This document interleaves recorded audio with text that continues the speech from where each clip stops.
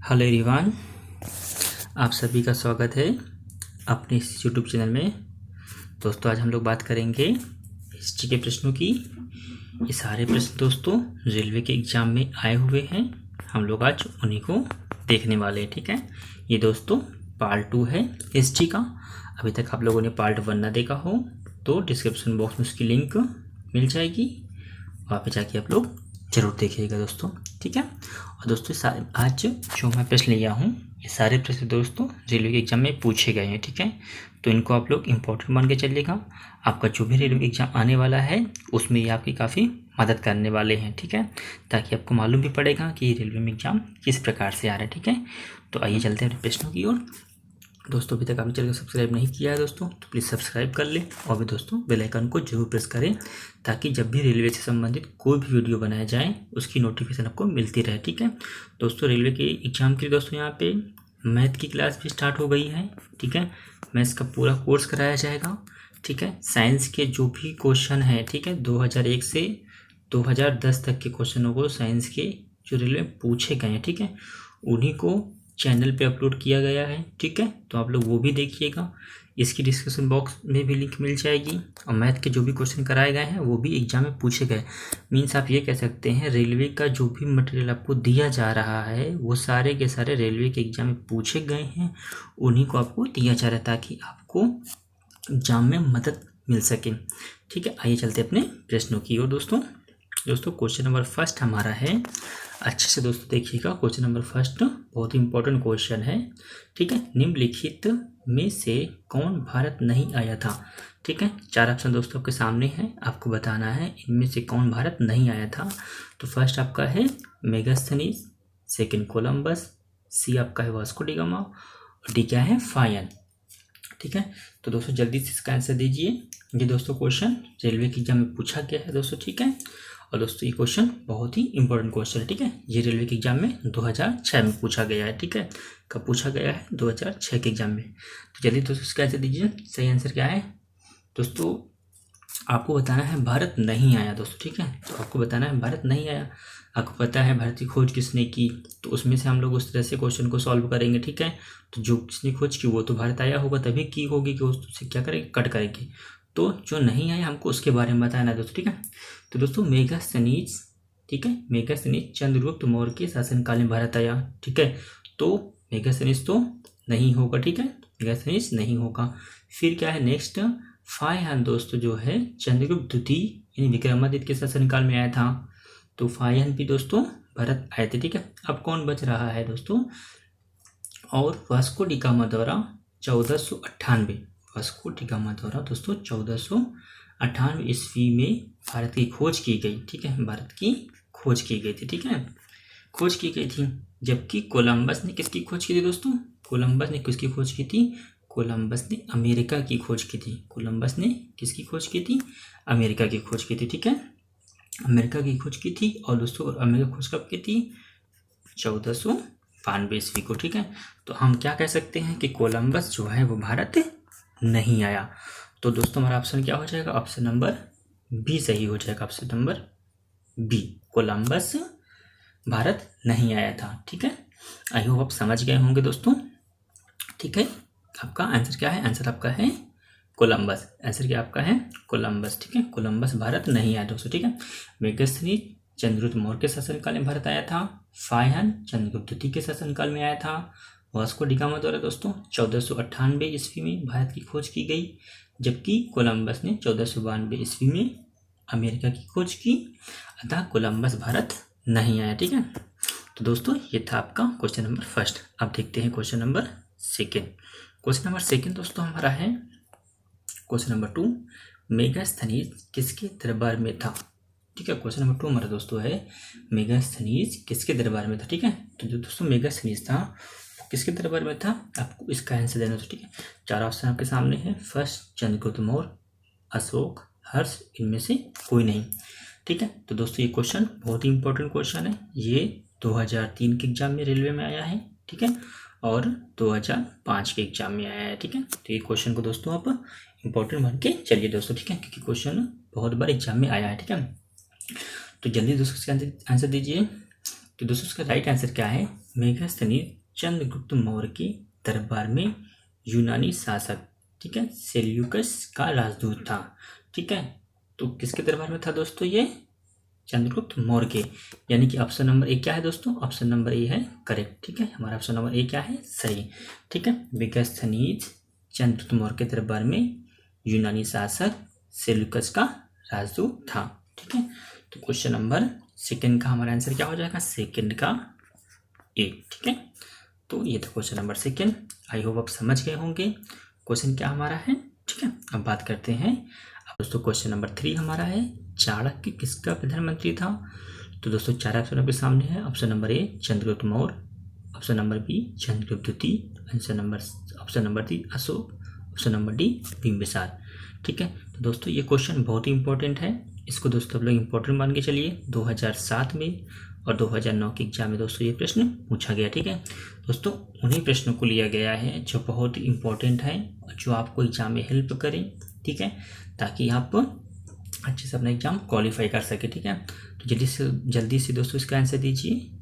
Answer हमारा दोस्तों क्या हो जाएगा? चाणक्य किसका प्रधानमंत्री था? तो चाणक्य दोस्तों चंद्रगुप्त मौर्य का प्रधानमंत्री था। चाणक्य किसके प्रधानमंत्री था? चंद्रगुप्त मौर्य का प्रधानमंत्री था। चाणक्य की सहायता से ही चंद्रगुप्त ने पूरे मगध साम्राज्य की स्थापना की थी। ठीक है, तो इसका ऑप्शन नंबर दोस्तों क्या हो जाएगा? ए। थर्ड का आंसर हो जाएगा हमारा ए। ठीक है, और चाणक्य बिंदुसार का भी प्रधानमंत्री रहा। ठीक है, अब बात करते हैं क्वेश्चन नंबर नेक्स्ट की। क्वेश्चन नंबर नेक्स्ट हमारा है क्वेश्चन नंबर 4। क्वेश्चन नंबर 4 हमारा है, चाणक्य को निम्न से जाना जाता था। ठीक है, चाणक्य को निम्न से जाना जाता था दोस्तों। ठीक है, तो दोस्तों 4 ऑप्शन आपके सामने है, समुद्रगुप्त, विष्णुगुप्त, श्रीगुप्त, इनमें से कोई नहीं। इनमें से कोई नहीं दोस्तों। ठीक है, तो जल्दी से आंसर दीजिए दोस्तों। चाणक्य को इतिहास में विष्णुगुप्त तथा कौटिल्य के नाम से जाना जाता है। पुराणों में इन्हें ब्राह्मण श्रेष्ठ कहा जाता है। उन्होंने क्या बोला दोस्तों? क्या चाणक्य ने राज्य शासन के ऊपर अर्थशास्त्र नामक प्रसिद्ध ग्रंथ की रचना की। अर्थशास्त्र में 15 अधिकरण तथा 180 प्रकरण। कितने प्रकरण दोस्तों हैं? 180 प्रकरण हैं। इसमें दोस्तों श्लोकों की संख्या कितनी बताई गई? इसमें श्लोकों की संख्या 4000 श्लोकों की संख्या बताई गई है दोस्तों। ठीक है, 4000 श्लोकों की संख्या बताई गई है। श्लोक है दोस्तों ये। ठीक है, श्लोकों की संख्या 4000 बताई गई है दोस्तों। ठीक है, तो दोस्तों चाणक्य ने दोस्तों कौन सी पुस्तक लिखी थी? अर्थशास्त्र के लेखक कौन है दोस्तों? अर्थशास्त्र के लेखक भी कौन है? अर्थशास्त्र के लेखक हैं चाणक्य। ठीक है दोस्तों, ये क्वेश्चन भी एग्जाम में आता है। अर्थशास्त्र नामक पुस्तक किसने लिखी? तो अर्थशास्त्र नामक पुस्तक पवित्र ग्रंथ किसने लिखी? अर्थशास्त्र नामक पवित्र ग्रंथ चाणक्य ने लिखी। ठीक है, तो दोस्तों ये था आपका क्वेश्चन नंबर 4। हम बात करते हैं क्वेश्चन नंबर 5 की। क्वेश्चन नंबर 5 भी दोस्तों क्या है? इंपॉर्टेंट है। और ये क्वेश्चन भी दोस्तों क्या है? एग्जाम में आया है।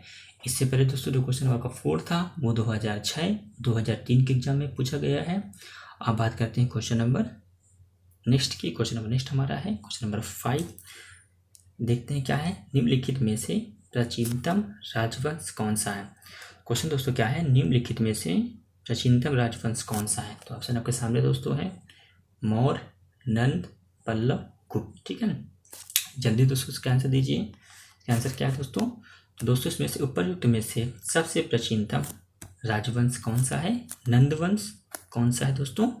नंद वंश। ठीक है, नंद वंश। ठीक है, नंद वंश है। नंद वंश का शासनकाल, नंद वंश का शासनकाल, ठीक है, नंद वंश का शासनकाल 344 ईसा पूर्व से 344 ईसा पूर्व से 323 ईसा पूर्व तक। ठीक है, तक। उसके बाद दोस्तों क्या है? मौर्य वंश का शासनकाल 322। ठीक है, ये मौर्य वंश का है 322 से 184, 322 से 184 ईसा पूर्व तक। जबकि गुप्त वंश का 320 से 554 ईसा पूर्व तक। तथा पल्लव वंश का शासनकाल 171 ईसा पूर्व से 26 ईस्वी तक। ठीक है, तो दोस्तों हम बोल सकते हैं सबसे प्राचीनतम राजवंश कौन सा है, तो सबसे प्राचीनतम राजवंश हमारा है नंदवंश। ठीक है, सबसे प्राचीनतम नंदवंश है। ठीक है, तो दोस्तों क्वेश्चन नंबर 50 का आंसर क्या हो जाएगा, option number B Nandvansh. I hope आपको क्वेश्चन का आंसर समझ में आ गया होगा दोस्तों। एक क्वेश्चन आपको मैं देता हूँ, उसको आप लोग प्लीज़ कमेंट करके आंसर दीजिएगा। आपको आता है तो दीजिएगा, वरना कोई बात नहीं दोस्तों, जब भी दोबारा मैं वीडियो बनाऊंगा तो उसका आंसर मैं आपको जरूर दूंगा दोस्तों। ठीक है दोस्तों, क्वेश्चन क्या आपका है, निम्नलिखित में से, क्वेश्चन दोस्तों यही आपका समझिएगा जैसे निम्नलिखित में से, ठीक है, मैं लिख देता हूँ दोस्तों। ठीक है, निम्नलिखित में से, ठीक है, निम्नलिखित में से कौन सा भारत का प्राचीनतम राजवंश है, ठीक है, 4 ऑप्शन दोस्तों मैं आपको दे देता हूँ। वर्धन, कुषाण वंश, उसके बाद मौर्य, फिर है गुप्त वंश। ठीक है दोस्तों, ये 4 ऑप्शन है। ठीक है, इन चारों में दोस्तों जो भी करेक्ट ऑप्शन हो वो जल्दी से आप लोग कमेंट करके दीजिएगा।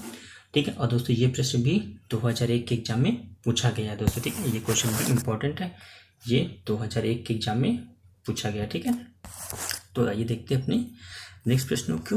नेक्स्ट प्रश्न क्वेश्चन नंबर 6 हमारा है, अशोक ने बौद्ध धर्म के प्रचार के लिए विदेशों में किसको भेजा था। ठीक है, हमको बताना है अशोक ने बौद्ध धर्म के प्रचार के लिए विदेशों में किसको भेजा था। तो दोस्तों इसका सही आंसर दोस्तों क्या है, option number C. Option number क्या है, सी। अशोक ने बौद्ध धर्म का समर्थन किया था, उसने बौद्ध धर्म के प्रचार के लिए अनेक भिक्षुओं को नियुक्त किया था।